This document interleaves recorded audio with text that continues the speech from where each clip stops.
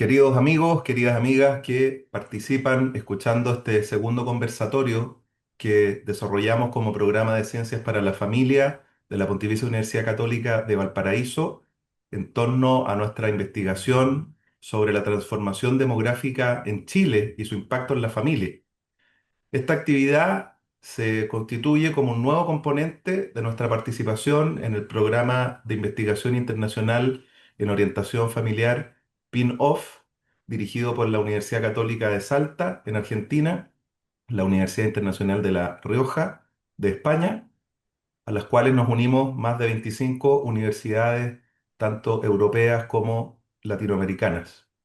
Agradecemos la oportunidad de compartir con ustedes esta reflexión sobre un tema profundamente humano y urgente, la familia como sujeto cultural primario de la sociedad, especialmente trabajada a la luz de la doctrina social de la Iglesia y su relación con una de las crisis más complejas que enfrentamos hoy en Chile, con proyección también internacional. Nos referimos al descenso de la natalidad. Hoy más que nunca, la familia está llamada a ser mucho más que un ámbito privado o afectivo.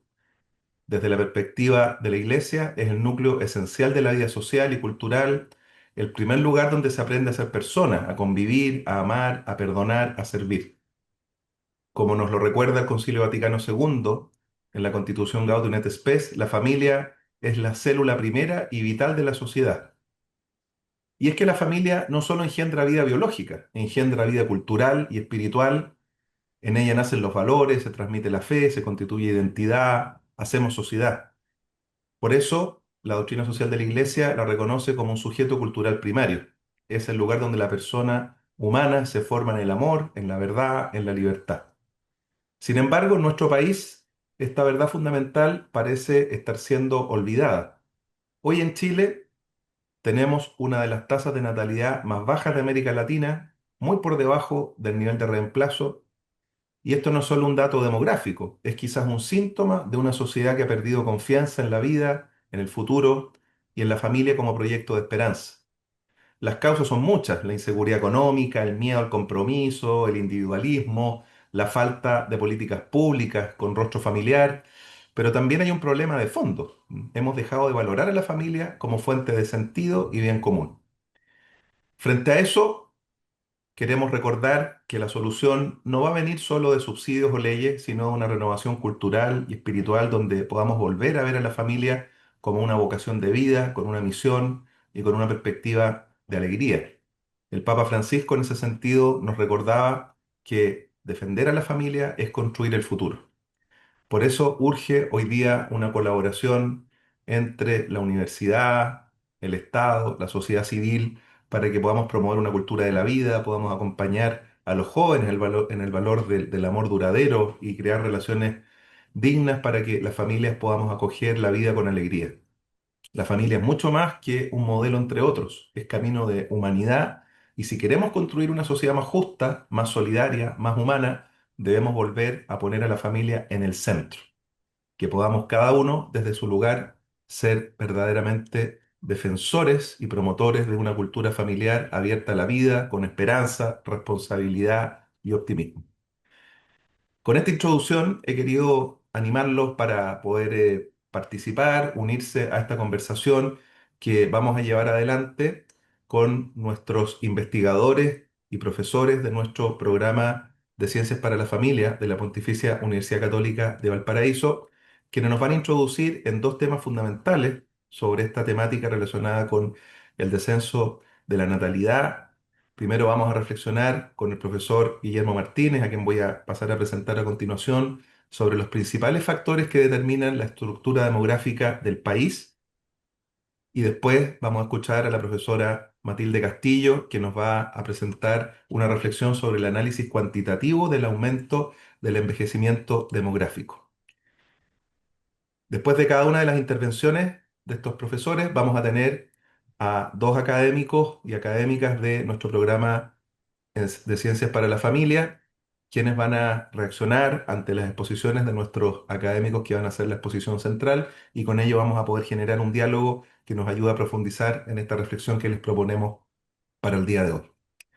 Así que en primer lugar voy a invitar al profesor Guillermo Martínez González, quien es profesor titular, exdecano de la Facultad de Ciencias del Mar y Geografía, académico e investigador del programa de Ciencias para la Familia de nuestra universidad, quien nos va a presentar el tema principales factores que determinan la estructura demográfica del país. Querido Guillermo, bienvenido y te dejamos con la palabra.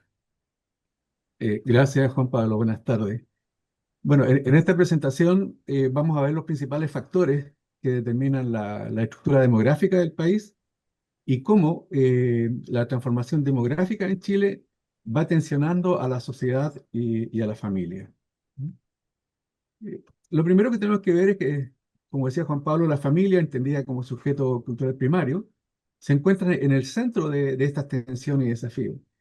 Por lo tanto, su fortalecimiento resulta clave para sostener el bien común, en particular ante una reorganización social que podría resultar irreversible si no se abordan problemas de fondo con una visión sistémica y de largo plazo.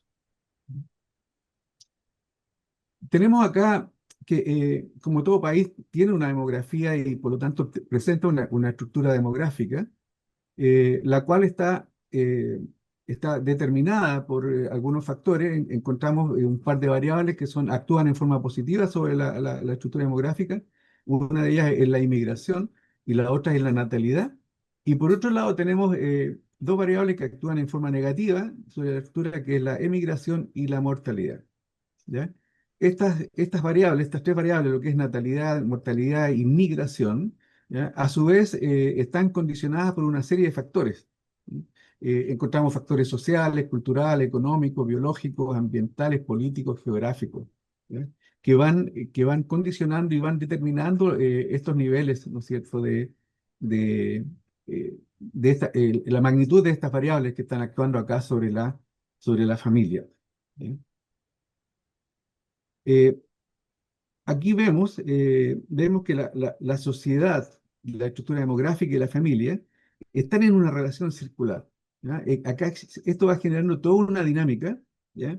Pues las- la sociedad, ¿no? La sociedad va influyendo en la estructura demográfica del país, ¿no es cierto? La que a su vez va influyendo también en el tamaño y composición de la familia. ¿Ya? Y las presiones demográficas van modificando las estructuras familiares y estas a su vez impactan a la sociedad a través de la renovación generacional, la distribución de recursos y el bienestar social. Eh, Vemos acá que la relación,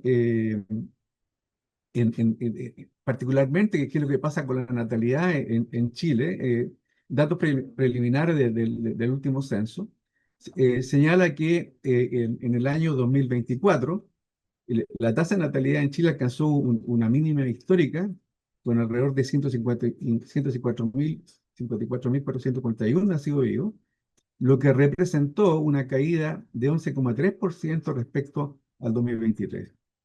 A su vez, la tasa global de fecundidad cayó de 5,4 hijos por mujer en 1960 a 1,03 en 2024. ¿Bien? Este nivel, ¿no es cierto?, de la tasa global de fecundidad, ubica a Chile entre los países, ¿no es cierto?, con los índices más bajos del mundo. Sobre todo si tenemos presente que eh, bajo un nivel de 2,1, ¿no es cierto?, la población no se estaría renovando. Ahora, el país no se sostiene con esta cifra. ¿No? Hay países mucho más ricos que han destinado más del 4% del Producto Interno Bruto a tratar de revertir este problema, ¿ya? Y en el mejor de los casos solamente han atenuado la caída de la tasa, pero en ningún caso han logrado revertir. Por lo tanto, esto nos tiene que dar una alerta respecto a cuáles van a ser, ¿no es cierto?, las medidas que vamos a implementar para tratar de revertir esta situación o bien mitigar esta situación. ¿Bien? Ahora, ¿qué es lo que está provocando? ¿Qué es lo que está provocando que, que estas tasas, ¿no es cierto?, esta tasa global de fecundidad eh, sea tan baja? ¿Ya? Vamos a ver en primer lugar que hay factores, ¿no es cierto?, factores como cambios culturales, económicos, sociales que veíamos anteriormente, que están generando también ciertas incertidumbres, ¿no es cierto?, particularmente en los jóvenes, dado lo que nos va a determinar, nos va a afectar, ¿no es cierto? ¿Cuál es la respuesta que está teniendo, entre comillas, la sociedad frente, ¿no es cierto?, a estas dinámicas. Así vemos que uno de los factores tal vez que más se repite, ¿no es cierto?, sobre todo en términos de encuestas y en algunos estudios que se han hecho al respecto, tiene que ver con una autonomía individual que está idealizada, ¿no es cierto? Vemos que acá tanto hombres como mujeres jóvenes tienen proyectos individuales que lo ponen como prioridad uno, ¿no es cierto?, por sobre lo que es la decisión de tener hijos, por sobre lo que es la decisión de matrimonio, ¿no? Por otro lado, vemos también que la fragilidad de las uniones, ¿no es cierto?, de parejas jóvenes, también está tensionada por la primacía de los proyectos individuales. Eh, bueno, en la última década también hemos visto que encontramos una mayor participación femenina en el mercado laboral y en la educación superior, ya que también está influyendo, ¿no es cierto?, que los proyectos, en el caso de las mujeres, ¿no es cierto?, Eh, tal como decíamos al inicio, el proyecto individual está por sobre, ¿no es cierto?, esta mirada, ¿no es cierto?, de conformar pareja, tener hijos. Otro factor que también es bien recurrente se refiere al alto costo de la vida que existe en Chile, ¿ya? Los jóvenes ven que los altos costos de crianza, de educación, de cuidado y de vivienda también actúan como un freno, como un impedimento a tener hijos o a tener una mayor cantidad de hijos, ¿no? Por otro lado, tenemos el uso extendido de anticonceptivos y también lo que llama la atención es un aumento exponencial en vasectomía, ¿no es cierto?, que ha crecido un 900% en el último tiempo, ¿ya? También se ha registrado una caída del embarazo adolescente del orden de un 80%, ¿ya? Lo cual, eh, en el caso de mujeres menores de 19 años, ¿ya? La inestabilidad laboral también, ¿no es cierto? Es una variable que está afectando, ¿no es cierto?, la decisión de tener hijos o bien de formar matrimonio, ¿no? Eh, ¿Por qué? Porque la pregunta es, bueno, ¿qué pasa si me quedo sin trabajo? ¿No? ¿Qué es lo que hago aquí, ¿no? ¿Cómo respondo frente a eso? Eh, Otra respuesta que dan los jóvenes es que ellos se sienten amenazados. Ven que el mundo actualmente es un mundo que está demasiado hostil. Vemos que por lo general existe un bombardeo, ¿no es cierto?, respecto a lo que es el cambio climático, lo que es el calentamiento global, una amenaza, ¿no? Y lo ven como una amenaza que es bastante drástica. Y por lo tanto están diciendo, bueno, en este mundo, ¿para qué vamos a traer hijos, no es cierto?, si lo vamos a traer a sufrir, ¿ya? El caso de la violencia, los problemas de seguridad, ¿no es cierto?, la guerra también obviamente que eh, están, eh, están influyendo, ¿no es cierto?, sobre este sentimiento, esta percepción de amenaza que tienen los jóvenes. Y aquí hay otro aspecto que también me llamó mucho la atención, es que los jóvenes están relacionando solamente con sus parecidos. Aquí juegan un rol bastante importante lo que son las redes sociales, ¿ya? Ya que por lo general los jóvenes se relacionan, interactúan más con sus pares, ¿no? Eh, y en este caso, ¿no es cierto? Vemos que los hombres no son amigos de las mujeres y viceversa, ¿no es cierto? Por lo cual está generando que eh, no se generen situaciones de encuentro para que se puedan encontrar, ¿no es cierto?, un hombre con una mujer, ¿no es cierto?, se puedan enamorar y con ellos, ¿no es cierto?, puedan formar una pareja y puedan tener hijos, ¿no? Ahora, eh, nuestro país, ¿no es cierto?, está en un proceso de envejecimiento rápido, eso ya todas las estadísticas así lo señalan, en donde está aumentando la proporción de adultos mayores, ¿no? Ahora, este cambio demográfico eh, no solamente impacta el tamaño de distribución de la familia, sino que también eh, eh, nos va a impactar en lo que es la demanda de los servicios de cuidado. Me imagino que esto lo va a ver Matilde, ¿no es cierto?, en su presentación, ¿ya? Y ahí ella va a profundizar más sobre este tema. Ahora, este impacto económico-social, obviamente que demanda una respuesta política, ¿ah?, respecto a la necesidad de cuidado a largo plazo, ¿ya? Políticas adecuadas, como también inversión en educación y empleo. ¿Mm? Eh, Ahora, la concentración de la natalidad y el aumento de la longevidad en la población, ¿ya?, está llevando a Chile a lo que denominan algunos, ¿no es cierto?, como un invierno demográfico, ¿ya?, en donde hay menos niños y hay más adultos mayores y un crecimiento poblacional en retroceso, ¿ya? Ahora, ello obviamente que nos plantea una serie de desafíos como país, ¿ya? Tanto en lo económico como en lo social, político y fiscal. ¿Ya? ¿Por qué razón? Porque esto está generando necesariamente transformaciones en lo que es la estructura del país, ¿no es cierto? Ahora, según la OCDE, si no hay un cambio de tendencia, Chile tendrá la mayor caída del Producto Interno Bruto per cápita en los próximos 25 años. ¿Ya? Lo cual, obviamente, al no contar o al contar con una menor disponibilidad de recursos, obviamente que también va a incidir en todas las medidas políticas paliativas que queramos implementar. ¿Ya? Ahora, la discusión sobre este tema, ¿no es cierto?, de esta baja tasa de natalidad, eh, está recién comenzando, y así lo hemos visto, ¿no es cierto?, en la prensa en estos últimos tiempos, ¿ya? Después que salieron los resultados preliminares del censo, ¿ya? Y también han surgido aquí una serie de propuestas eh, que apuntan a mitigar este impacto, ¿no es cierto?, el impacto que tendría o que está teniendo, ¿no es cierto?, esta disminución en la tasa de natalidad, ¿ya? Por ejemplo, se menciona, ¿no es cierto?, universalizarse a las cunas, retrasar la edad de jubilación, ¿no es cierto?, de manera tal que eh, los adultos puedan jubilar. Por ejemplo, se ha planteado hoy, incluso se habla de los 70 años, impulsar subsidios de vivienda para las familias jóvenes, sobre todo que tienen esta percepción de que la vivienda está muy cara, crear entornos urbanos más seguros, incentivos tributarios a familias que tengan hijos, ¿ya? También se ve como una solución factible, una inmigración regulada, ¿no es cierto?, ¿ya? Que permita, ¿no es cierto?, ir eh, solucionando problemas principalmente lo que es mano de obra, ¿no? Y, y otro aspecto también que me parece de especial relevancia tiene que ver que la política social eh, no enfocarla solamente en el individuo, sino que en la familia, ¿no es cierto?, como ente. Aquí esto implica un cambio paradigmático bastante profundo, entre otras medidas. Ahora, el descenso en la fecundidad no es solo un dato demográfico, ya que tiene implicancias profundas en el modelo de desarrollo del país. Es decir, tenemos que pensar aquí, tanto de un punto de vista ideológico, ¿no es cierto?, como también de un punto de vista estructural, ¿no es cierto?, cuál va a ser el modelo de desarrollo que va a tener el país en las próximas décadas, ¿ya? Porque así estamos viendo que menos trabajadores y más adultos mayores, obviamente que van a presionar a los sistemas de seguridad social, ¿ya? Y por supuesto, estos sistemas tienen que tener una respuesta frente a esta situación. Lo otro que también se ve, como se decía en la OIT, ya la economía también va a crecer en forma mucho más lenta, lo que va a estar afectando los ingresos fiscales y también, por ende, la capacidad del Estado para financiar políticas sociales o cambios estructurales que sean requeridos. ¿Ya?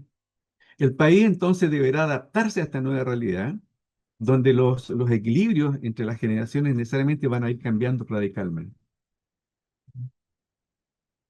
Ahora, este tema que estamos conversando no es un problema moral o individual, ¿ah? Sino que en el fondo es el resultado, ¿ah? De un país, ¿no es cierto?, que modernizó su economía, pero sin una mirada sistémica, ¿ya? Porque solamente estuvimos mirando ciertos aspectos, ¿no es cierto?, que apuntaban principalmente, ¿no es cierto?, a lo que era el crecimiento económico del país. Pero qué es lo que cuáles iban a ser los impactos que esto iba a tener en otros ámbitos, en otras dimensiones, eso no fue considerado, ¿ya? Por lo tanto, al ir pensando en estos cambios estructurales y políticas, política pública, ¿no es cierto?, de cuidado que necesariamente son necesarias, ¿ya? Tenemos que hacerlo, ¿no es cierto?, desde una mirada sistémica, considerando todos los alcances, ¿no es cierto?, que esto tiene. ¿Por qué razón? Porque, por ejemplo, los subsidios, acá en Chile, ¿no es cierto?, se otorgan una serie de subsidios, tanto a tercera edad como también por hijo nacido, pero esto está demostrando que no son suficientes, ¿ya? Como tampoco son suficientes las apelaciones a los valores familiares, ¿ya? Si bien es cierto, es importante, ¿no es cierto?, ir fortaleciendo estas narrativas de fortalecer la familia, pero tenemos que ver cuáles son los medios más eficaces, ¿no es cierto?, que alcancen principalmente a los jóvenes. Y como decía, acá se requieren políticas con una mirada sistémica, ¿ah? Que permitan, ¿no es cierto?, una real conciliación entre trabajo y crianza. ¿Ya? Ver cuáles van a ser los roles que van a ir teniendo tanto los hombres como las mujeres, ¿no es cierto?, en lo que es la crianza de los hijos. Tenemos que tratar de ver también de qué manera, ¿no es cierto?, damos mayor seguridad económica a las familias, ¿no es cierto?, de manera tal de poder darle, ¿no es cierto?, y ir quitando esas sensaciones, esa percepción de tremenda inseguridad que hay, sobre todo frente a la pérdida, ¿no es cierto?, de la fuente de trabajo. ¿Ya? También vamos a requerir de servicios públicos de calidad, dirigidos tanto a los niños, ¿no es cierto?, como también a los adultos y como decía anteriormente, una narrativa cultural que le vaya devolviendo el sentido a la experiencia de criar. ¿Eh? Y decir, ¿por qué razón es importante criar hijos? ¿Ya?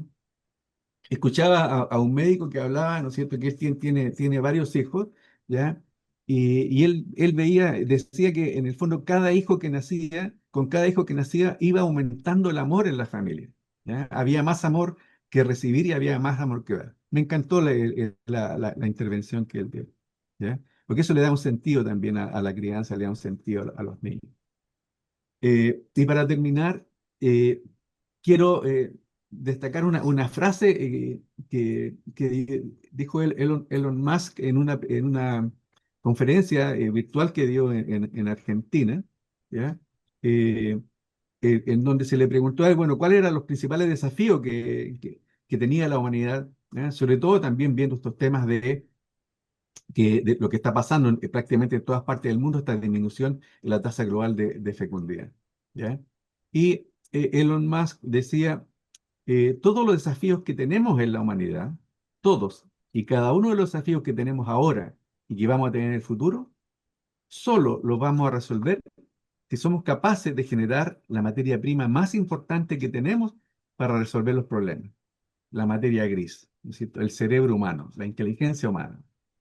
Porque mientras más gente, más posibilidades de tener personas que resuelvan los problemas vamos a encontrar. ¿No? Mientras más personas tengamos en el mundo, es más probable encontrar, ¿no es cierto?, a un nuevo Einstein o a un nuevo Newton, ¿no es cierto?, alguien que esté dando soluciones a los problemas que presenta, eh, que presenta la humanidad en estos momentos. ¿Ven? Eh, bueno, ahí está. Lo dejo en grande. Eso, Juan Pablo, muchas gracias. No sé cómo estuvo el tiempo.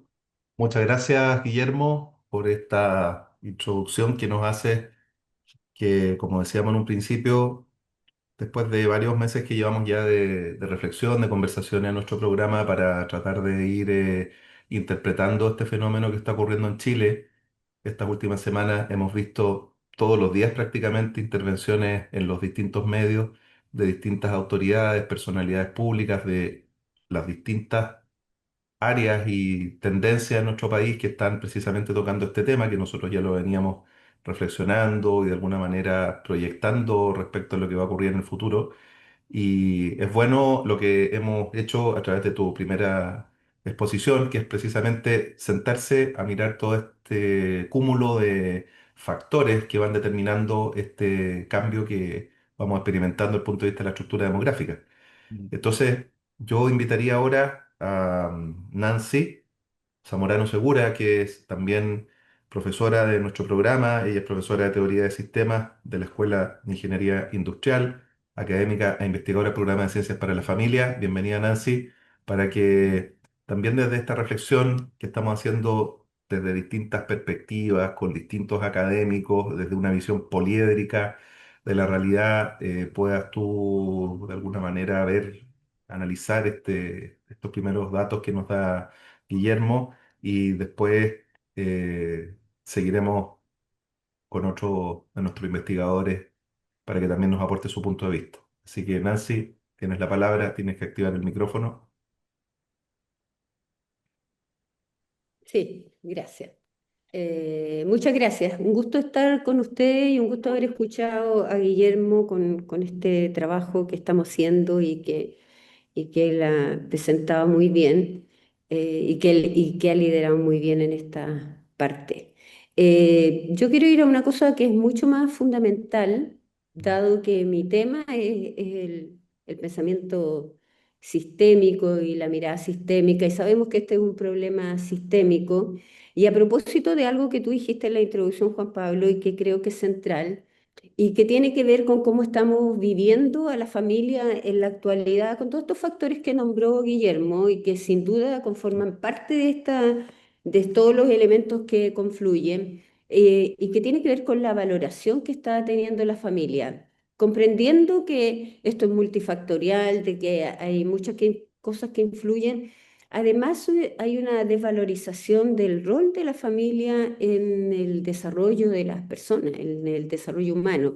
Por un lado, está muy ligado a ciertas ideologías además, pero también está el abandono que hay de los jóvenes y los niños por las mismas familias en términos de la tecnología y de la globalización y la interconexión. Entonces, todo eso está desestructurando una familia que pareciera que no lo es. Incluso las investigaciones en neurociencia señalan que no va a reemplazar la importancia de la familia en términos de la modulación de un espacio donde este ser humano se transforma y donde el vivir juntos en comunidad familiar, eh, es fundamental para el tipo de persona en la que van a convertirse finalmente estos niños y adultos, entendiendo que el futuro de la humanidad está en los adultos entonces, como decía Maturana, ¿cierto? Y no en los niños, porque ellos van a ser como adultos lo que nosotros les permitamos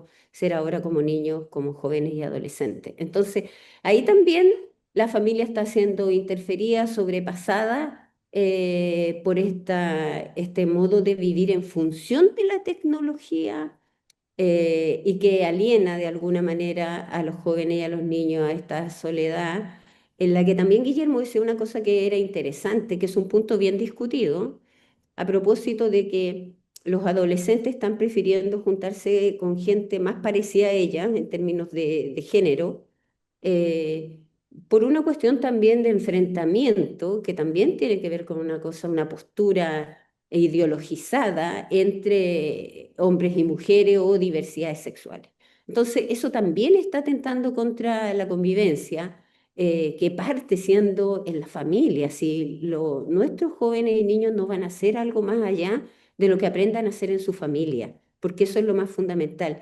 Y creo que no hemos aclarado como sociedad, como chilenos, porque esto puede ser mundial, ¿no? No hemos aclarado cuál es el mundo que queremos vivir. Efectivamente, queremos rescatar a la familia como este sujeto cultural primario que nosotros consideramos, sea o no a la luz de la fe, con todas las diversidades que hay. Por supuesto que nosotros estamos a la luz de la fe como Universidad Católica, pero sin embargo, el valor del ser humano en este grupo nuclear que es la familia, ¿nos interesa conservar eso? ¿O lo que queremos es entregarlo nomás a la sociedad, al Estado, para que lo eduque y para que decida qué va a hacer con él, un poco desentendiéndose la familia, cosa que ya han hecho algunos países, ¿no? Y que dictan mucho de lo que queremos nosotros. Por otro lado, también los números son contradictorios si dicen que en el 2050 vamos a aumentar en 2.000 millones más el número de habitantes en el mundo. Yo sé que estamos hablando de Chile, ¿ya? Y en Chile tenemos una de las más bajas tasas de natalidad, pero sin embargo en el mundo se prevé que de 7.800 millones de personas que somos ahora, vamos a ser 9.700 al 2050, es decir, que tampoco se ha frenado la natalidad. Y ahí está la importancia de lo que decía Guillermo en términos de la mirada sistémica. El planeta Tierra es uno solo. Esa cantidad de seres humanos están en un solo planeta que es el nuestro. ¿Qué queremos como humanidad? Claro, partamos por Chile. ¿Qué queremos los chilenos? Y creo que los chilenos hemos abandonado un poquito la importancia de la familia, y de la importancia de ese espacio de interacciones, de transformación que le sucede a los seres humanos desde el microentorno uterino hasta su vida, hasta la juventud y adultez. Entonces, dentro de los temas que hemos tocado en esta investigación y entre los temas que estamos estudiando, sin duda que nosotros vamos a entrar a ahondar en cada uno de estos puntos y a mí me parece que hay que rescatar qué queremos de la familia en Chile, nos interesa o no la familia y si le vemos el potencial que tiene en el espacio modulador de transformación, conocimiento y aprendizaje en este caso, de los niños y jóvenes chilenos. Eso, Juan Pablo, por ahora, gracias. Gracias, Natalia. Perdón, gracias, Nancy. Gracias, Nancy, por como tu primera intervención, eh, que ya nos empieza a ayudar a profundizar en este análisis inicial que hacía Guillermo. Y yo quería pedirle también a otro de nuestros investigadores que tiene también ya mucha reflexión en el cuerpo sobre la familia, vista desde el punto de vista biológico. La gracia de nuestro programa es que es un programa interdisciplinar y entonces tenemos distintas miradas y por eso forma parte de nuestro programa también el profesor Enrique Montenegro Arcila, quien es biólogo, es actualmente el director de desarrollo integral de académicos de nuestra universidad, académico e investigador de nuestro programa. Y entonces, Enrique, te quería pedir, no sé, alguna reacción, alguna reflexión que nos puedas aportar para este primer momento en el que estamos reflexionando sobre todos estos factores que están determinando la estructuración demográfica de nuestro país.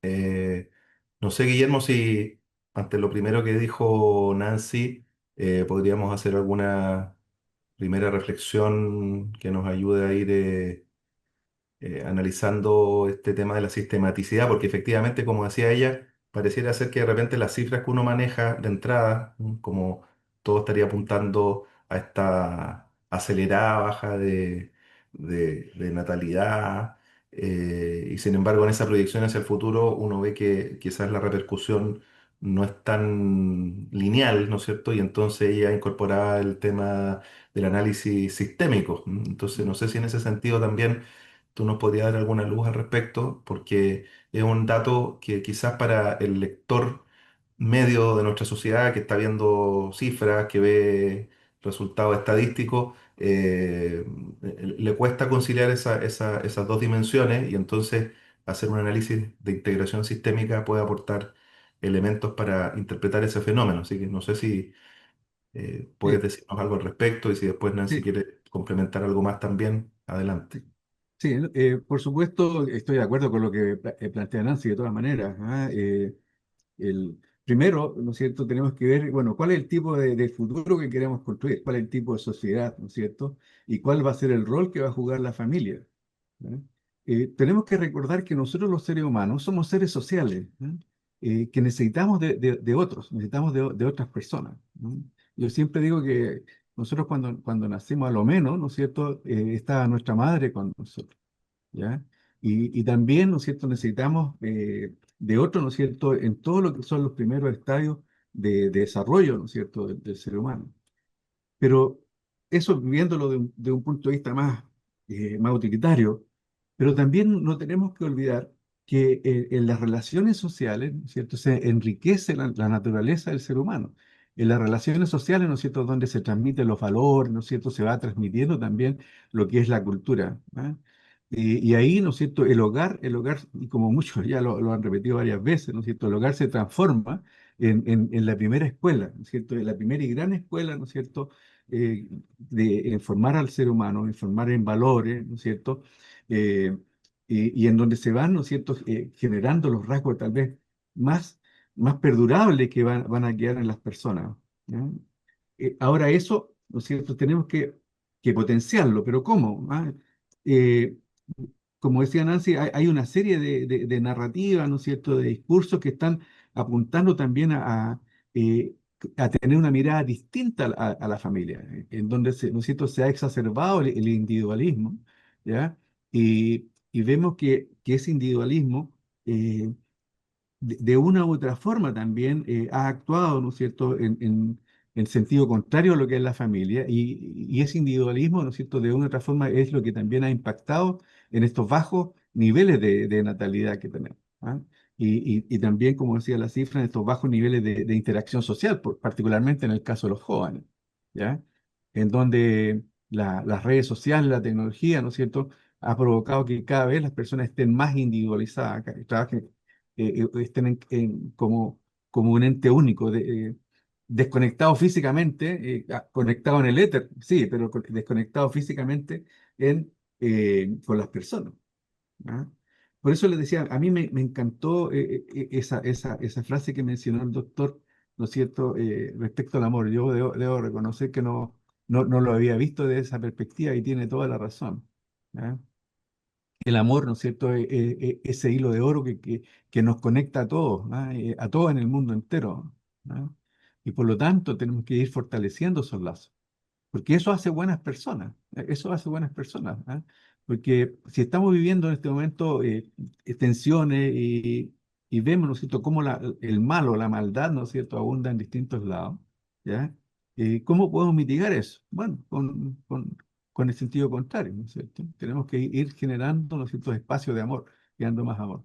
Ahora, como país, ¿no es cierto?, obviamente que tenemos que ir mirando este problema. En primer lugar, tenemos que pensar el país que queremos el día de mañana. ¿Ya? ¿Cuál es el tipo de país que queremos? ¿Cuál es el tipo de sociedad que queremos formar? ¿Ya? ¿Y cuál va a ser el rol, ¿no es cierto?, que van a tener las personas? ¿Cuál va a ser el rol que va a tener cada persona? A lo que a nosotros nos interesa, ¿cuál va a ser el rol que van a tener las familias dentro de, de ese proyecto futuro? ¿Ya?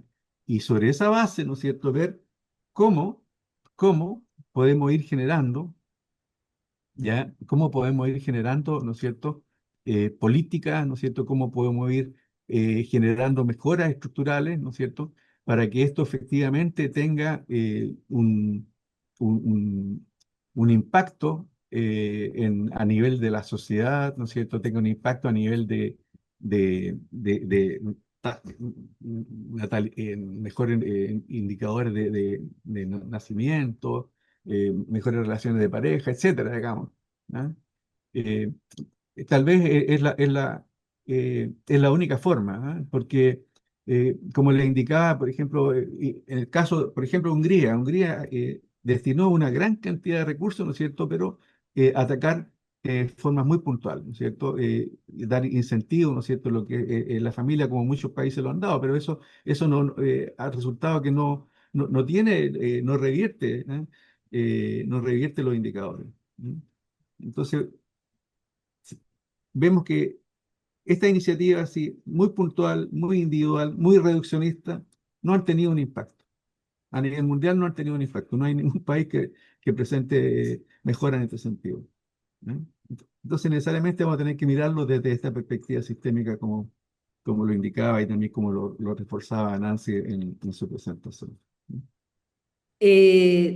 Solamente insistir, yo creo que está todo dicho muy claro por Guillermo, qué queremos de la familia, qué mundo queremos vivir. Yo creo que eso es lo fundamental. Eso, Juan Pablo. Gracias, Nancy.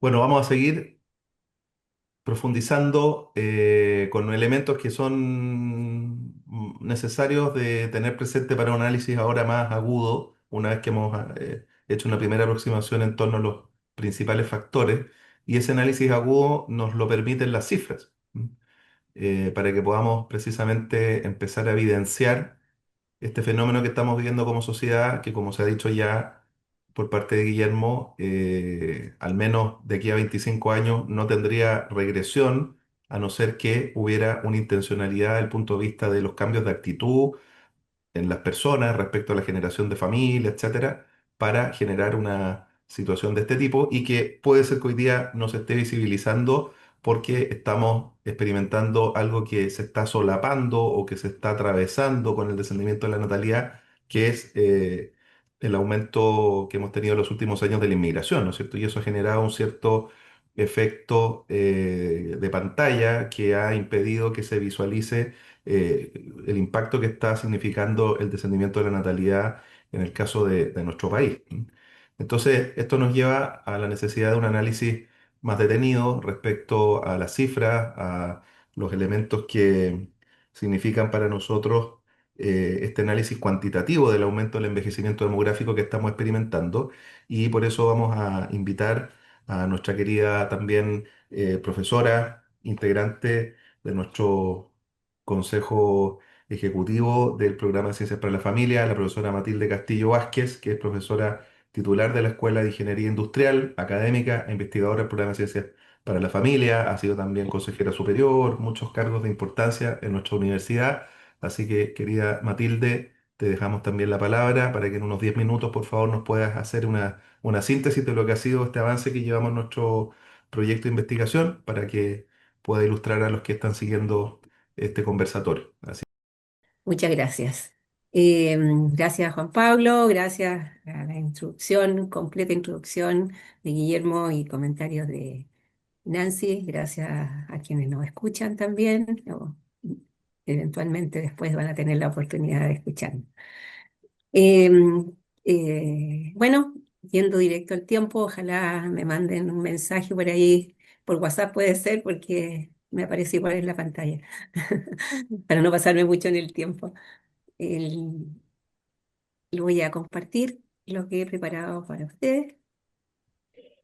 Bueno, como bien decía Juan Pablo, el tema a tratar ahora es sobre el envejecimiento demográfico, y centrado en Chile principalmente, pero que tiene también una dinámica en muchos otros países, incluyendo Latinoamérica y también Europa, con antecedentes en el caso de Chile, de los 4 últimos censos. Me centraré hay muchos datos que podríamos trabajar, pero me centraré en los datos de fecundidad para reflejar qué pasa con los nacimientos más que la natalidad, pero también podría incorporar, si lo desean, más adelante algo de eso, y la mortalidad, para explicar este efecto entonces en el envejecimiento demográfico que está teniendo Chile. Porque es un tema mucho más complejo que la variable edad solamente y que cualquier modelo estático que nos muestra la dinámica, pero que sí explica, ¿no es cierto?, primero todos estos factores y también otro modelo que yo tenía pensado en algún minuto entrar más a fondo, pero no en esta oportunidad, que habla, ¿no es cierto?, cómo el descenso en la natalidad y la mortalidad está afectando a la familia, pero también a la sociedad entera. Genera estamos en una sociedad que la complejidad marcada por los cambios, siempre han habido cambios, pero el cambio ha cambiado, ahora cambia más rápido. Entonces, me voy a centrar específicamente en los temas que ya les he mencionado, para incorporando también, ¿no es cierto?, en la esperanza de vida que trae consigo este efecto en la transformación demográfica que estamos viviendo. ¿Ya? Y entonces, si pienso que los datos van a estar centrados en fecundidad y mortalidad, es porque estamos pensando en la estructura de la población.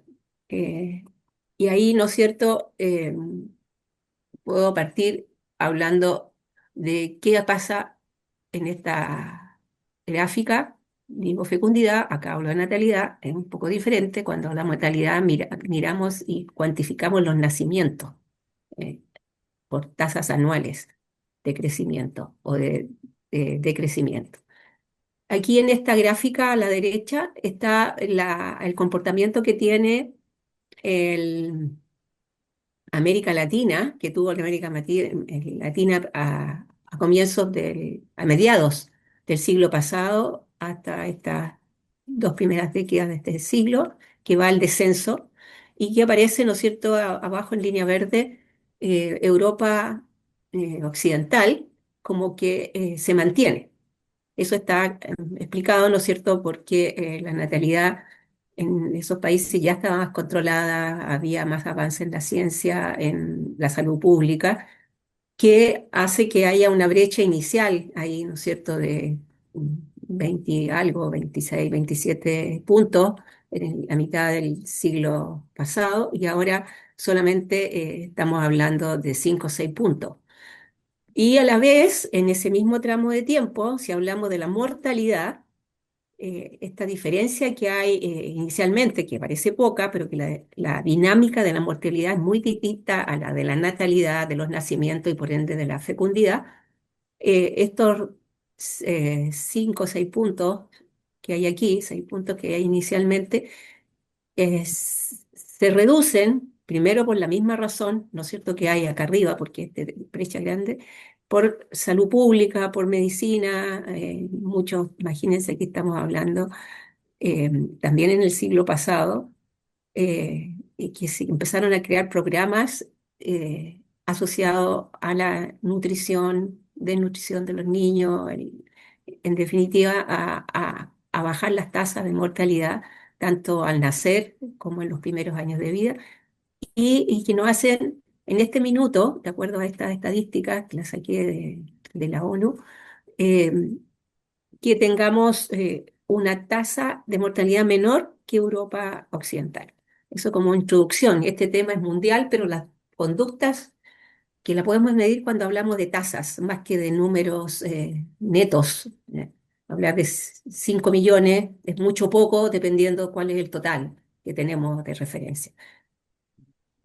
Y como les decía recién, el aumento de la esperanza de vida tiene que ver con esta dinámica tanto de los nacimientos como de las defunciones. Y para entrar en terreno, entonces, estos 4 últimos censos, el 92, el 2002, tradicionalmente de 10 años, el del 2012, no sé si todos conocerán que me refiero a la audiencia en general. El 2012, el censo del 2012 fue anulado, ya no aparecen las cifras, no están disponibles, y se repitió el 2007 de forma abreviada, 2017 en forma abreviada, y la del 2024 tenemos datos provisorios por el momento. No todos están disponibles en el detalle que uno quisiera. Y hay aquí una tendencia, ¿no es cierto?, todavía positiva de aumento de la población, por eso hablamos que tenemos una tasa anual de crecimiento, ¿ya?, que ha ido bajando, ¿ya? Es anual, por lo tanto, estas cifras, que en los últimos 2 censos, con 7 años de diferencia, tenemos un total de 906.000 habitantes adicionales en la población, pero que si nosotros también nos fijamos en la población de migrantes que ha tenido Chile desde el 2000, del censo del 2000, perdón, de 1992, ahora ha ido creciendo a una tasa bastante mayor que el crecimiento, que va decreciendo la tasa. Aquí esta va creciendo la tasa de la población de migrantes, eh, desde 2,5% al 16,5% anual. Nosotros seguimos creciendo, como decía, pero disminuyendo la tasa. Y desde el 2017 ahora, en 7 años, la población de migrantes aumentó en 866.000 habitantes o personas. Es decir, que por muy poco los chilenos aportamos a este crecimiento de la población. Esta diferencia que hay muy grande, de los 906 a estos 866, de 70.000 personas, eh, eh, es muy baja por el aporte que hizo Chile y o sea, los chilenos, porque la población es chilena, perdón, la población es en Chile. Y para enfocarme a los datos ya directo de la natalidad, voy a usar la tasa global de fecundidad, porque en esta tasa es donde aparece el 2,1 hijos, o el 2,1, que es la tasa de retorno que necesitamos en Chile, ¿ya? Y esta tasa interpreta el número de hijos que tendría cada mujer en la corte específica que tenemos aquí en Chile, de los 15 a los 49 años de edad fértil para las mujeres, ¿ya? Esta tasa de fecundidad, que a mitad del siglo pasado nuevamente, tenemos una tasa de 4,55 hijos, aumentando, bajando, bajando, bajando, y no dejó de bajar, ya pequeños baches nomás ahí. Y ya el año 1999, finalizando el siglo pasado, teníamos una tasa que es menor que la tasa de recambio que necesitábamos para mantenernos como un país, eh, si no joven, al menos adulto y jóvenes como los grupos mayoritarios, cosa que ya no ocurre a partir de este siglo y que hoy día, con los datos actualizados pero provisorios del censo, tenemos una tasa de 1,03 hijos por mujer en edad fértil aquí en Chile. Y esto, de alguna manera, lo podríamos explicar con esto que ya se ha mencionado, de haber retrasado la maternidad las mujeres en estos últimos años, en este siglo, básicamente. Ya esto ya pensó, no es algo nuevo, ya esta transición empezó, diría yo, hace 20, 25 años atrás fácilmente. Y cuando hablamos de esta tasa de esta medida de la edad de fecundidad, es la edad promedio de las mujeres que tienen hijos. ¿Ya? Pareciera ser, o sea, que aquí hay un bache, ¿no es cierto?, después de esta subida, que del siglo pasado, 29,4 años, edad promedio de las mujeres que tienen hijos, a 30 es la misma. La diferencia grande está en que estas mujeres no tenían uno o dos hijos, tenían muchos.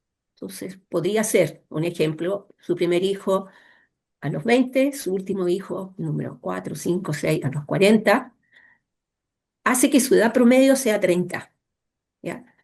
Y acá cuando decimos 30, puede ser que se refiera a un hijo, dos hijos, en edades quizás algunos adultos, adultas jóvenes, adolescentes todavía, pero también en edades ya mayores y que sean menos hijos. Ya sabemos que es 1,03 nuestra tasa actual.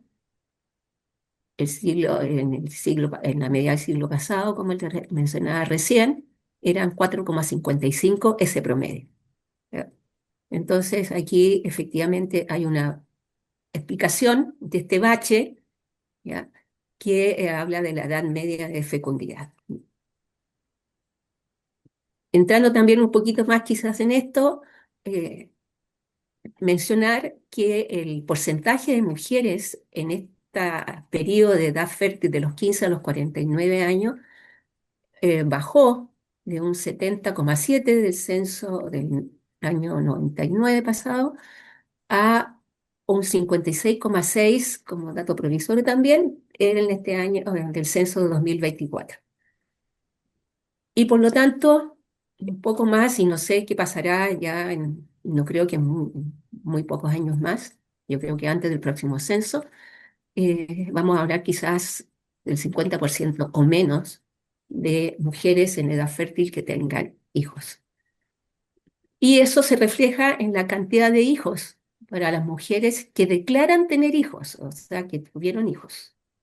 No estoy incluyendo las mujeres que no, o no se incluye en esta imagen, las mujeres que no tuvieron hijos en ese promedio, de 2,52 a 1,97 hijos. Y alcancé a colocar esta imagen que inicialmente la tenía oculta para mostrar un poco de lo que se mencionó de lo que ocurre en el mundo. Que en el mundo tenemos un crecimiento también y que pareciera ser que nuestro planeta no lo va a resistir.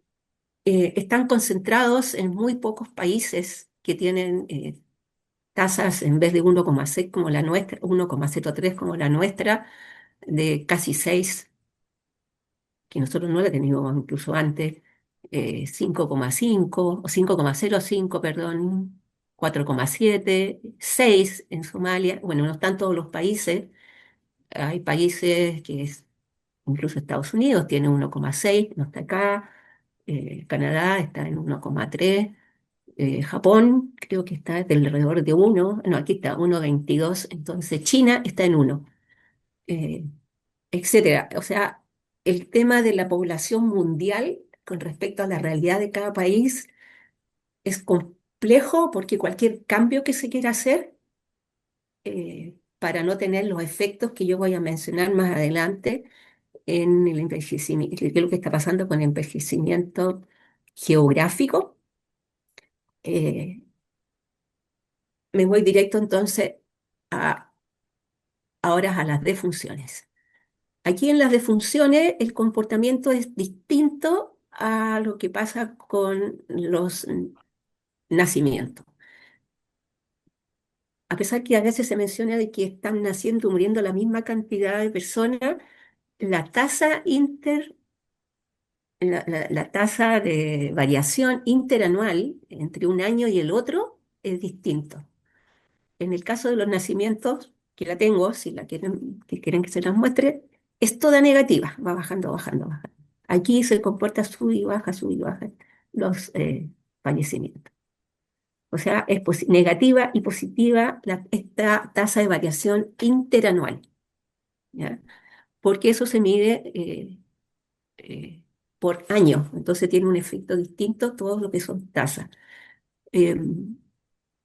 Por ejemplo, y tenemos, ¿no es cierto?, el caso de lo que entregó el INE en mayo de este año, de un total de 11.519 defunciones respecto al mismo año del 2000, al mismo mes, perdón, del año 2024, fue una variación de un 7,8%, tasa interanual, mayo con mayo. Y en junio también se entregó el dato, pero es positivo. O sea, la dinámica es muy distinta, como les decía, en la variación interanual en las defunciones. Son dinámicas y comportamientos distintos. Por grupo etario también, este dato lo quiero compartir, de que se concentra obviamente en los últimos años de vida, ¿ya? El de las difusiones totales, ¿no es cierto?, por año, por tramo etario, hasta, estos son todos del año 2022. Este no tenemos del 2023 ni del censo del 2024 todavía disponible. Y la evolución del envejecimiento la podemos ver con la esperanza de vida, otra variable que entra aquí en juego. La esperanza de vida para Chile el año 92 era del 74,1%, el 2022, en el censo 2022, era de 81,2%. Estas son estimaciones, al igual que la que se considera para el año 2050, de 85,4 años para los que nacen en ese año, aunque algunos predicen que va a ser mayor. Son todas cifras que se entregaron como proyección, tanto la del 2022 como la del 2050, proyección a partir del censo 2016. Perdón, 2017. ¿Ya? Hay una diferencia entre hombres y mujeres. Siempre las mujeres han tenido una expectativa de vida mayor, pero la brecha, dicen los expertos, va disminuyendo, ¿ya? Se están acercando estas brechas entre hombre y mujer en lo que se refiere a esperanza de vida o expectativas de vida. Para explicar lo central de esto del envejecimiento, quiero mostrarle desde el punto de vista más bien teórico, ¿ya?, qué significan los distintos tipos de pirámides de población.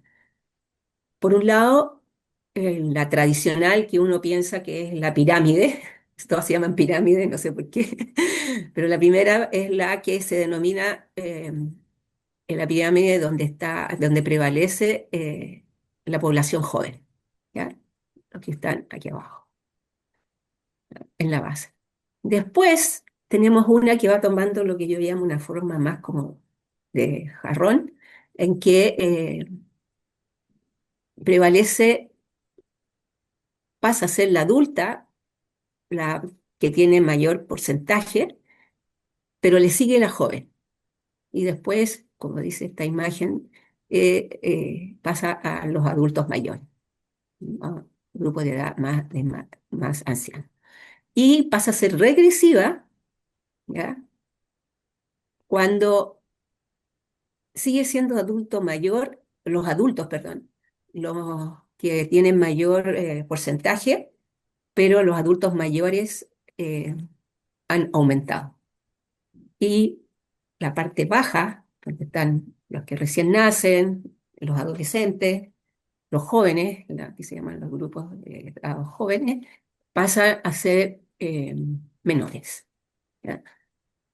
Nunca se va a poder hablar de que se invierta la pirámide, porque siempre el tope de la pirámide va a ser otra pirámide, o sea, sería como una pirámide invertida, pero con un sombrerito chino en la cabeza.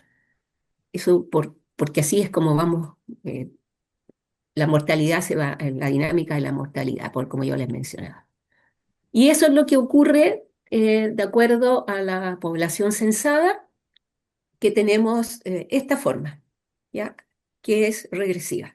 Y eso es la confirmación de la tasa de fecundidad que tenemos y la tasa de mortalidad que con mayor esperanza de vida tiene esta dinámica que vamos manteniendo. ¿Qué pasó en el censo del 92? Esa era nuestra base. En el 2022, esta gráfica que yo les mostré recién se refería con los datos del 2024, pero en esta gráfica aparecían las tres juntas, que esto fue hecha con base del censo de 2017 y que también proyectó la pirámide para el año 2050, ¿ya? Es decir, respecto a la actual que yo les muestro aquí, efectivamente la mitad empieza como a subir, ¿ya? Y se empieza a formar eh, esta base que es más angosta en su base. Para tomar ahora esta idea de envejecimiento, tengo que hacer uso de los cuatro grupos de edad, perdón, de tres grupos de edad que ya no son cada 5 años de la población, que se muestran en la gráfica y en todas las estadísticas que hay de la población censada, que se llaman por grupo de edad quinquenal, cada 5 años. Los agrupé acá porque para poder calcular el índice de envejecimiento y el índice de dependencia. El índice de envejecimiento tiene que ver con cuánto adultos tenemos, o sea, de 65 o más años, de estos 2.587, perdón, 2.587.238 adultos mayores, de acuerdo al censo provisorio, en relación a los 3.274.648 niños de una edad de 0 a 14 años. Si hacemos esa razón, dividimos estos 2 millones sobre estos 3 millones y lo multiplicamos por 100, nos da un 79%. Ese es el índice de envejecimiento que se utiliza específicamente porque nos interesa a veces compararnos con otros países, con América Latina o América Latina, con otros continentes o otras poblaciones, que implica que tenemos 79 adultos mayores hoy día, o de acuerdo al censo del 2024, por cada 100 niños. Y el otro índice que es muy importante en el estudio del envejecimiento geográfico o demográfico de la población es el índice de dependencia demográfica. O sea, todo esto demográfico, o sea, en función de la población, no de su calidad de vida ni nada. Por el momento es de la población. Y aquí, ¿qué es lo que interesa? ¿Cuántas personas hay en este primer grupo de edad de 0 a 14 y de aquellas que están entre adultos mayores, entre 65 o más años, y respecto a la población que se denomina activa en este índice, que son las personas de 15 a 64 años? Activas se supone que se refiere a lo laboral, ¿ya? También en temas de cuidado. En general, involucra varios otros conceptos, pero principalmente esos dos. Entonces, si nosotros dividimos estos 5.800.000 y fracción de personas en este grupo, estos dos grupos extremos en esta tabla, por el total de habitantes en el grupo intermedio de 12.600.000 y tantos mil habitantes, nos da una tasa de dependencia demográfica de un 46%. Ahora, Matilde, ¿sí? perdón, te quería pedir por el tiempo que tenemos pensado, ¿Ya? si quizás en el momento de las preguntas puedes Ok, acotar o complementar algo más o quieres decir algo de perfecto. cierre que sea Muy relevante bien. Ok. o, o invitamos Eh, a ¿Cuántos Natalia y a minutos Claudio más me también. quedan? Que no, no sé cuántos minutos más me quedan. O sea, Eh, no te queda. no me queda. No Ya, te ok. queda. Eh, entonces, mencionarles, si les interesa hacerme preguntas respecto a qué factores, porque me quedaba una transparencia acá nomás, pero ya son comentarios más bien, eh, determinan, son determinantes en las decisiones de maternidad y paternidad, que también lo abordó Guillermo, y también cuáles son los desafíos también que se abordó en la presentación anterior. Gracias, gracias, gracias. No me di cuenta De todas del formas, para tiempo, en que verdad estaba sepan esperando que se me saliera un pantallazo diciéndome que me quedaba poquito tiempo. nuestros Disculpe. seguidores, para que vean que estamos en una reflexión viva, digamos, llevando adelante este conversatorio y entonces eh, nos impactan de todas formas los datos. ¿M? Cuando uno lo lleva a cifras, lo lleva a Mm. comparaciones, es impresionante el efecto que vamos notando de este tipo de situaciones que estamos analizando y sobre todo en relación a la perspectiva hacia el futuro. Así que yo quería invitar también a dos de nuestros integrantes del programa Ciencias para la Familia, que son Natalia Bahamonde Rosas, profesora de series de tiempo del Instituto de Estadística de nuestra universidad.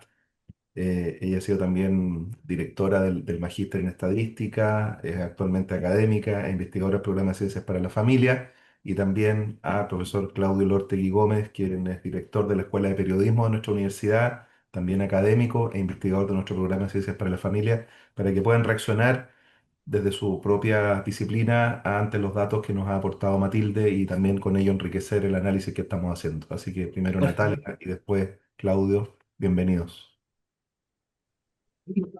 Juan Pablo, agradezco a los expositores, a los panelistas acá.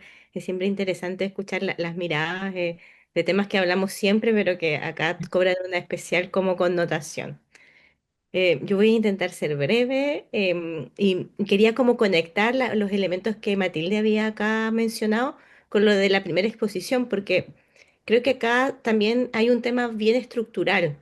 Se habla de la relación que existe en las natalidades con las mortalidades y el envejecimiento que nuestro país tiene. Y yo, mientras escuchaba acá la reflexión de Matilde, también pensaba en esta idea de la esperanza de vida que ha aumentado tanto en el último tiempo y como eso también se contrasta quizás con una vida efectivamente saludable, ¿ya? Pensando en que este envejecimiento de la población es un poco asimétrico en cuanto a a los ingresos de las personas. Y nuestro país se caracteriza no por los mejores índices de gustos saludables, tenemos altos índices de sedentarismo, por ejemplo, y cómo eso se relaciona directo con la salud de las personas. Y como todos estamos envejeciendo, como eso quizás puede también tensionar no solamente lo evidente que serían como las pensiones o los cuidados, sino también los sistemas de salud en frente a esto. Otra cosa que también pensaba en términos de las desigualdades era sobre las desigualdades territoriales que quizás en nuestro país son todavía más marcadas por el poco regionalismo que existe y estos éxodos históricos que han existido desde como lo rural a lo urbano. Entonces, no sé qué va a pasar con localidades que a lo mejor aisladas en nuestro país largo y flaco, que van a quedar con adultos mayores, que van a necesitar cuidados especiales y que quizás eso no está siendo visto en este esquema estructural. Y claro, ahí también lo mencionabas también, Matilde, estos problemas, estas como necesidades de que el Estado esté presente. Y claro, yo pensaba en esta ruralidad tan marcada acá, y esta población que podría quedar lejos.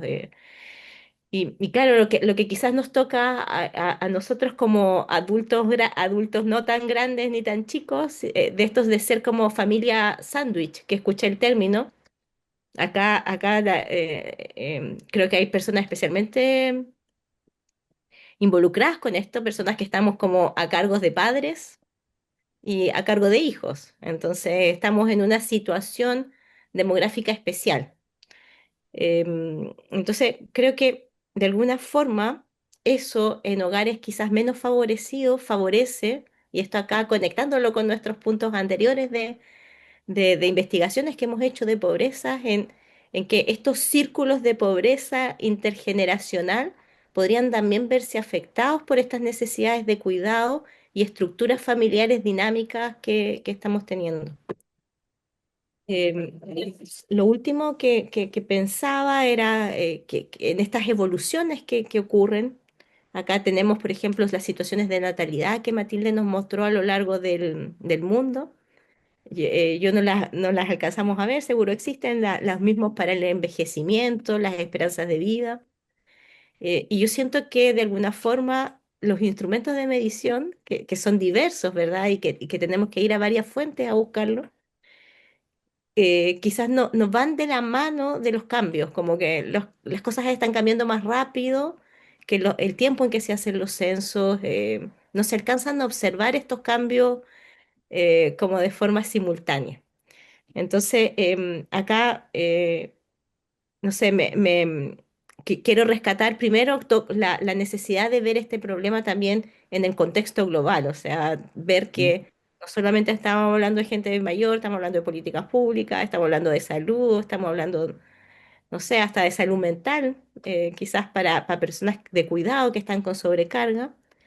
Y también en esta idea de que, si bien queremos hacer hablar a los números y que los números nos hablen, em, puede que esos números están llegando atrasados y que las sociedades están avanzando más rápido de que los números están pudiendo dar cuenta. No sé si acá Matilde se va a referir a esto ahora o le damos el pase a Claudio, pero yo de verdad agradezco la reflexión ahora. A mí, habiendo escuchado todo esto varias veces, me es sumamente útil, así que gracias Matilde, gracias Guillermo. Gracias, Natalia, a ti también por esto que nos ayudas a aterrizar desde tu disciplina, que es precisamente la que tiene que ver con estos análisis estadísticos, que nos ayudan a los que somos más humanistas, un poco más abstractos, a poder ir focalizando puntos de vista y miradas. ¿M? Y este análisis que planteabas de cómo de repente lo estructural puede hacer invisibilizar un poco situaciones que pueden ser más periféricas, es también una cuestión a la cual hay que ponerle ojo, porque es precisamente lo que incluso uno va viendo en Europa cuando nos ha tocado a algunos de nosotros que hemos tenido la oportunidad de formarnos allá y vamos viendo esas visitas a los pueblos españoles, franceses, que están de alguna manera deshabitados o habitados prácticamente solo por población de adultos mayores. Entonces, un fenómeno que también puede replicarse prontamente en Chile. Eh, Matilde, ¿quieres referirte a lo que ha dicho Natalia enseguida o escuchamos a Claudio primero y después tomas de las dos intervenciones? ¿Cómo lo prefieres? Eh, no, puede ser al tiro, no tengo problema. Ok, ok. Ya, estoy con el micrófono abierto, así que no Sí, debería sí. tener problema.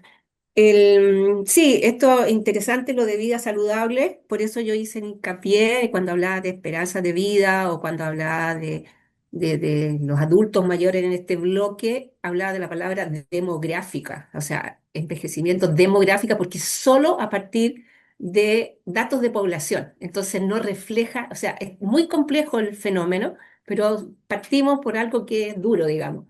Suponemos que de los 65 años en adelante hablamos de envejecimiento, adultos mayores, etcétera. Pero claro está que muchas veces la salud de un adulto mayor, caso mío, con otra gente que conozco mucho más joven que yo, está muy deteriorada. O sea, no tiene una relación muy directa cuántos años más de vida vamos a tener, ¿no es cierto?, en términos de salud, me refiero a ciertas enfermedades base, personas de una edad o de otra, ¿ya? Eh, claro, y me era imposible hablar de migración interna, de ver qué pasa entre regiones, entre comunas. Toda esa información está, no es que los datos no están disponibles, en los cálculos, las tasas, todas están. Eh, por lo tanto, sí se pueden hacer y que estemos llegando tarde, como les mencioné, el 2,1, esta tasa de fecundidad de retorno la tuvimos en el siglo pasado, a fines del siglo pasado. O sea, nos hemos demorado 25 años en dar esta alerta como sociedad, ¿no es cierto? Preocupación. Este tema apareció en la prensa cuando empezaron en marzo a salir los primeros datos. No recuerdo tanto énfasis en esto de natalidad y mortalidad, sobre todo de natalidad, eh, en otros censos, en otros años, ¿ya? Y que vivió varios censos anteriormente. Y claro, la preocupación de los adultos mayores, del cuidado de adultos mayores y el primer grupo, ¿no es cierto?, de los niños, que yo les hablaba acá de la dependencia demográfica, eh, ya está siendo crisis para los adultos mayores actuales. Pero les puedo asegurar, y esto no es como para crear pánico ni nada, que los que hoy día tienen entre 30 y 40 años, en 30 años más va a ser peor, porque la base de ellos ya se proyecta que esta tasa que yo les mencioné, bueno, que está teniendo esta forma que se va cerrando, digamos, hacia abajo, estamos en la base, eh, va a haber mucho menos mano de cuidadores que ahora, o sea, pensando en años más, y mucho menos en personas también que vayan a ir cambiando esta situación si siguen disminuyendo la tasa de fecundidad, porque puede seguir disminuyendo. Tenemos 1,03, pero hay otros países que tienen menos de uno, o sea, puede todavía seguir disminuyendo. Y en el cuidado hoy día, conozco muchos casos, por estar en este rango de adulto mayor ya, hace alusión a algunos años, de que hay adultos mayores cuidando a adultos mayores eh, en las familias y mayoritariamente mujeres. El cuidado en general está centrado en las mujeres, en todo rango de vida, cuando hablamos de cuidadores, en la familia, en la mujer, y esta tendencia y lo que la mujer ha tratado de revertir en parte tiene que ver con esta visualización que hay de tener que hacerse cargo del cuidado en tiempos de ocio, en tiempos dedicados a la familia, al cuidado, en horas entre hombres y mujeres, es muy distinto. Entonces, yo creo que las políticas públicas debiesen ir hacia el apoyar a las familias en todo el largo de la trayectoria de esa familia. O sea, no solamente para que tengan hijos, sino que asegurarles que mientras más hijos van a tener más apoyo, porque si no, ya está casi reversible. Claudio, si quieres tú ahora intervenir. Sí, por supuesto. Muchas gracias, Matilde. Gracias, Juan Pablo, por nuevamente congregarnos en este conversatorio. Felicitarte, Matilde, por la claridad en tu exposición, en lo que es la claridad también para ir digiriendo cifras y datos que algunas veces están tan desperdigados, tan fragmentados también. Felicitar, sin lugar a dudas, a Guillermo por todo lo que fue un contexto tan bien lúcido y diverso desde el punto de vista de los alcances que tiene en los diversos ámbitos sociales, económicos y culturales. Y desde ese punto de vista también muy interesante las reflexiones de Nancy con su profundidad acostumbrada. Natalia también ahí nos entregaba elementos muy también pertinentes para integrarlos rápidamente a lo que se requiere en torno a elementos y variables que deben ser consideradas con urgencia por la política pública, a propósito de la última reflexión que Mm. señalaba Matilde.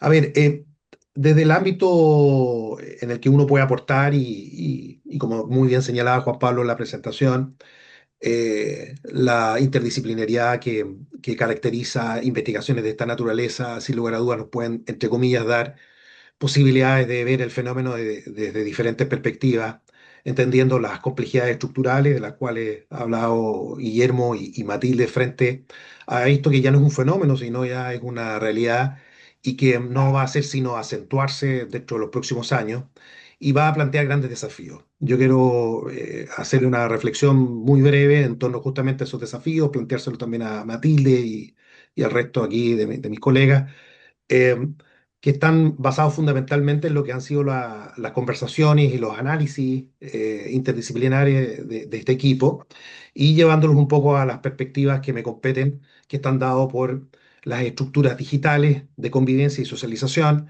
y por supuesto también los niveles de interacción. Sin lugar a dudas, la bibliografía, los estudios a nivel global, de hecho lo planteamos con mucha claridad Nancy, están señalando que de las mayores afectaciones en todo esto que estamos hablando están dadas en las propias dinámicas familiares.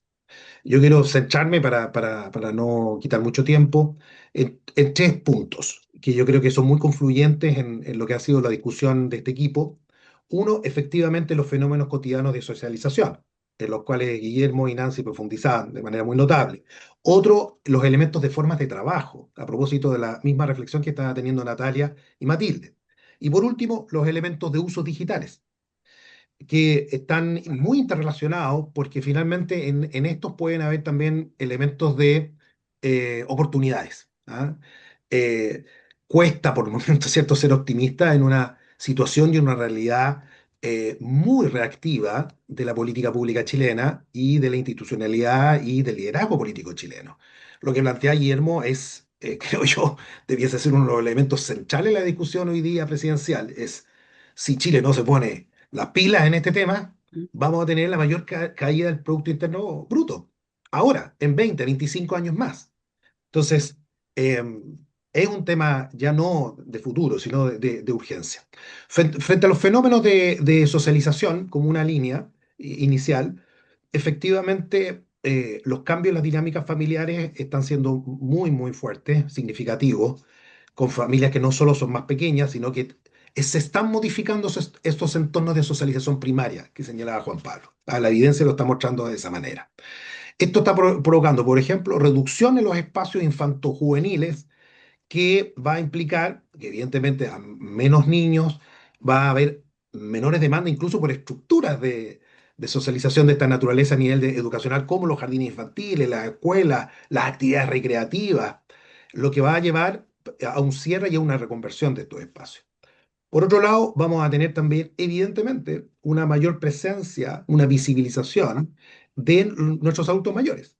Y eso va a implicar que la socialización también va a ser marcada de una forma diferente, con ritmos diferentes, y en los que va a existir un giro natural hacia una cultura más centrada en el cuidado, la salud, la longevidad. Y esto es bien interesante porque es una discusión que sobre todo está dando fuerte en Europa. Esto va a desplazar a estos valores de la juventud, muchas veces como valores predominantes, además de una sociedad de consumo, va a desplazar como eje cultural para la entrada de narrativa que ya estamos viendo en algunos países nórdicos con mucha fuerza, narrativas sociales y mediáticas que han girado fuertemente hacia los adultos mayores, ¿ah? Como protagonistas activos, en fondo, de esos contenidos, no solo en el consumo, sino también en la producción, lo que me parece fantástico. Y eso implica además un reordenamiento en las propias industrias, ¿ah? En las industrias culturales, en fin, que también van a ganar mayor protagonismo ante una familia aún más reducida y con una socialización evidentemente diferente, lo que va a hacer que no, los medios digitales por ejemplo, van a ganar más protagonismo probablemente en este acompañamiento que por momentos, por supuesto, se hace disfuncional o contradictorio o bastante cuestionable. Desde ese ámbito, en el ámbito de las formas de trabajo, muy brevemente lo que han señalado mis colegas, evidentemente se está proyectando ya una escasez en la fuerza laboral joven.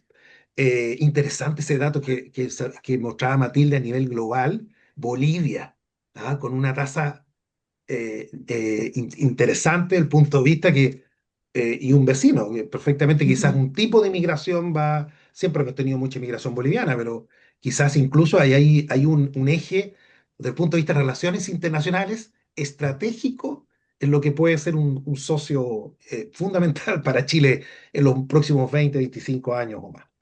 Por otro lado, tenemos este elemento de la prolongación de la vida laboral y por otro lado, esta transformación del mercado laboral.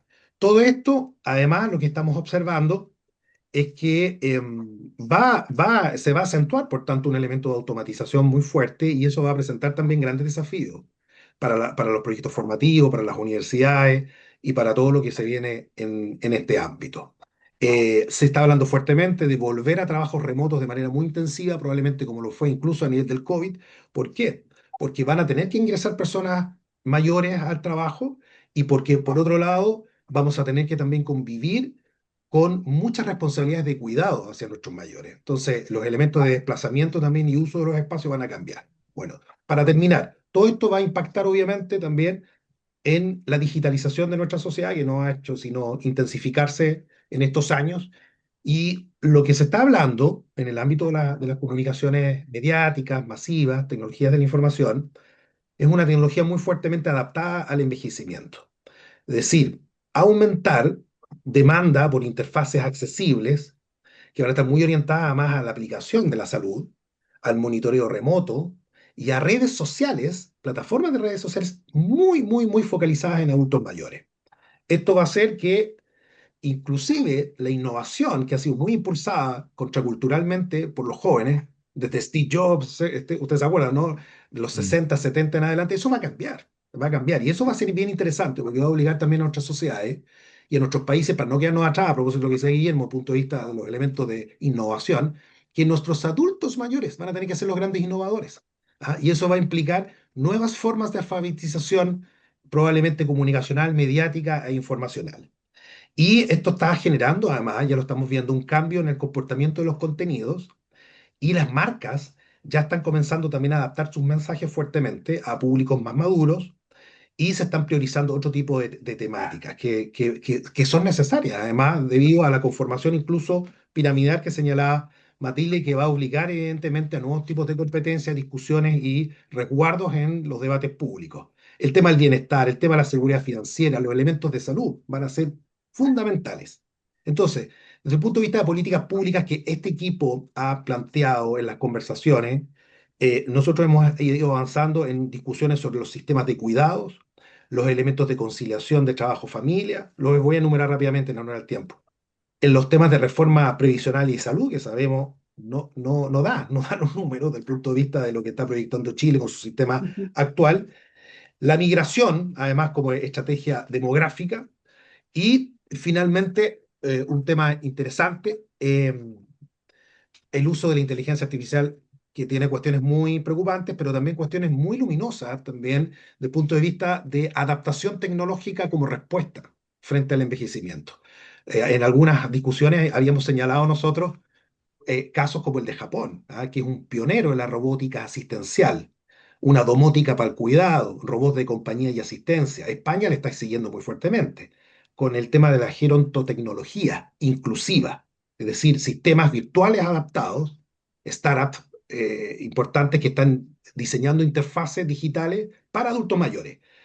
Y en esto, evidentemente, también Suecia ha ido adaptando muy fuertemente todo un diseño urbano inteligente para empezar a integrar con sensores y en los espacios públicos elementos para facilitar la movilidad de adultos mayores, semáforos adaptativos, bancos con calefacción, iluminación inteligente que requerimos con urgencia. Y evidentemente también una capacitación digital gratuita, que lo que estamos viendo también en algunos países nórdicos, programas estatales para enseñar habilidades tecnológicas a adultos mayores para la promoción de autonomía y participación social, ¿ah? Frente a los elementos muchas veces de aislación que puede existir.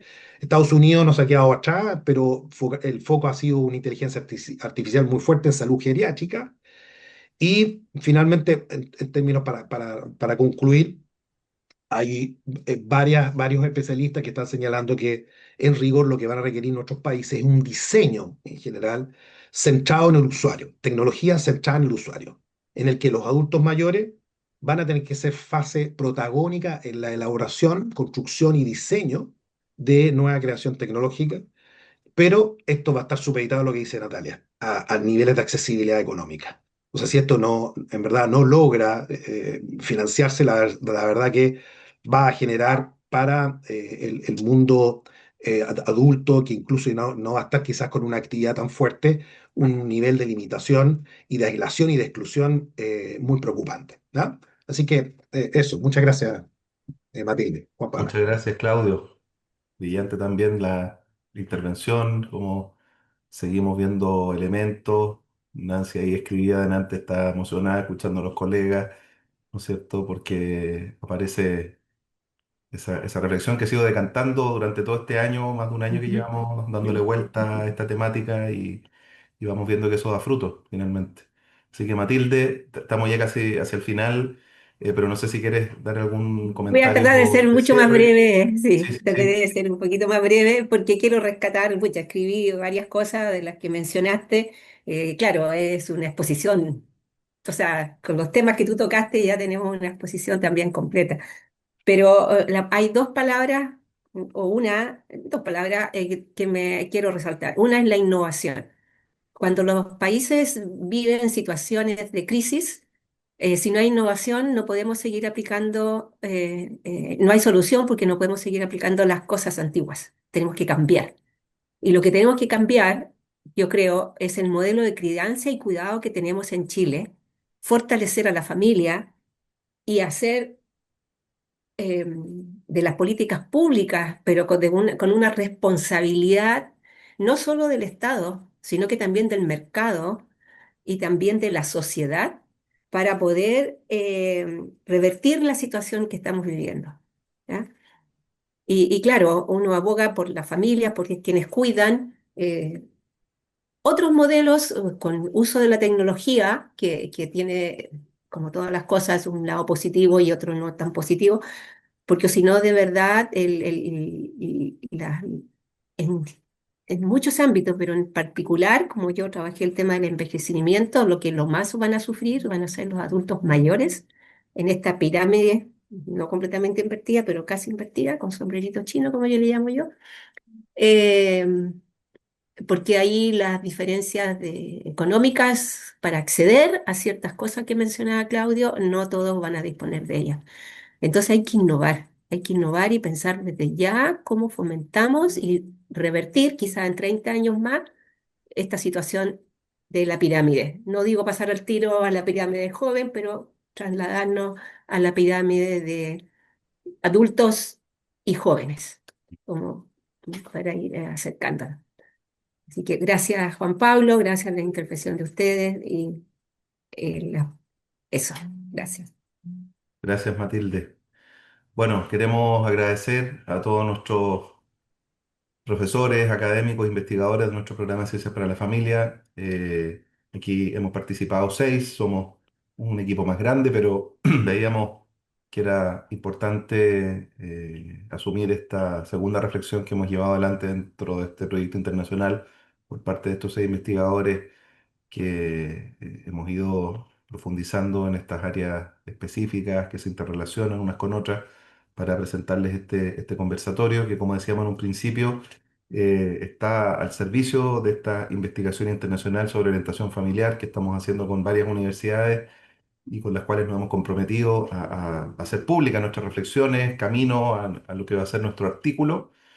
Lo vamos a publicar, como decía, hacia fines de año, toda esta reflexión, y lo haremos extensivo y lo comunicaremos por las redes sociales para que también quienes quieran leer los datos y ver toda la evolución analítica que hemos hecho de esto lo puedan obtener.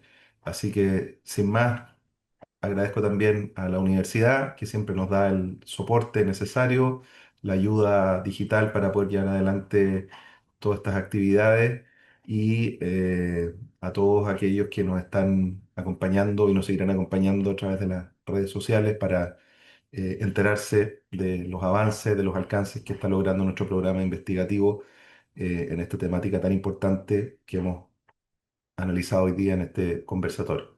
Así que muchas gracias a todos por haber participado, y también por aquellos que van a después revisar y leer con detención todos estos análisis a través de las redes. Así que muy buenas tardes, que estén muy bien. Un saludo desde Chile, porque esto se va a ver en distintos lugares, así que estén muy bien en cada uno de sus países.